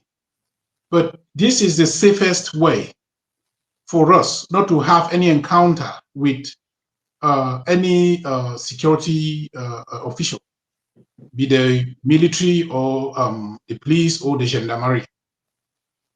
And again, we have lived tougher times for 43 years. This is something that you should take it as a personal responsibility to save yourself. That's what we are trying to do right now. This is the moment where you have a reason to save yourself. And the reason is just the fact that you made a choice and the choice got stolen in a broad daylight. You are not asking for more. You're not asking for too much. You just want somebody to respect your vote as a Cameroonian. You may be having difficulty, for example, how you're going to cope with these 3 days. And of course, the reason is because most Cameroonians are buy and sellers, or they live, hand to mouth, day to day. But let me tell you one thing. The regime made it to be like this so that you would end up your life this way. Mm-hmm. This regime has been there since 1982, when I was a little boy. I'm gray now. You can see that the only life we ever knew is a life that has been made horrible, a life that has been deliberately, systematically crafted to put us in a very desperate position. And today we are saying enough is enough. Let's not accept this. Let's follow the steps, or let's follow the instructions from the president-elect, Mr. Issa Tchiroma Bakary. They will lead us somewhere. We are going to make progress. And to the regime, we are coming. We want Biya to leave. Biya has been there for 43 years. There is nothing extra that he can do for these 7 years. It's not possible that he couldn't have done for 43 years. And for Mr. Biya, if at all you have the chance to even listen, because I'm sure you are sleeping or you are resting, please, Etudi needs to be vacated in peace. You need to leave a legacy that Cameroonians can even say, oh, you know what? This guy handed over power. Do not make it in such a way that when you leave, people will not want to hear about you anymore. Give us this very last chance, the right to govern ourselves, the right for change to happen. That is just what we're asking you, nothing else. You've done your best for our country for 43 years. We respected you and we keep respecting you right up to this moment. And respect us too. Respect our own view. Respect our voice. So thank you very much. Let there be ghost town from tomorrow. Très bien. Alors, merci à vous, Michael Take, pour ce brillant moment d'échange avec vous. J'allais dire aussi assez persuasif. Merci également au Père Ludovic Lado de nous avoir rejoints ce dimanche. C'était un gentil dimanche de prière, et on vous a entendu dès le départ dire ma prière, c'est qu'il y ait la manifestation de la vérité. Merci à vous pour cet échange. Thank you to you, Bernard. It was a pleasure for us to be here today, this Sunday, and then I'm sure that you are coming back tomorrow for more time here and then more insight about what is happening in Cameroon. So à tous ceux qui nous regardent, for all of you, all the viewers, we are saying thank you to being in this conversation, to taking part on this conversation. Merci à tout le monde et à très bientôt. Au revoir. Merci. Bye-bye. Thank you. Bye-bye. See you next time. Au revoir. See you next time.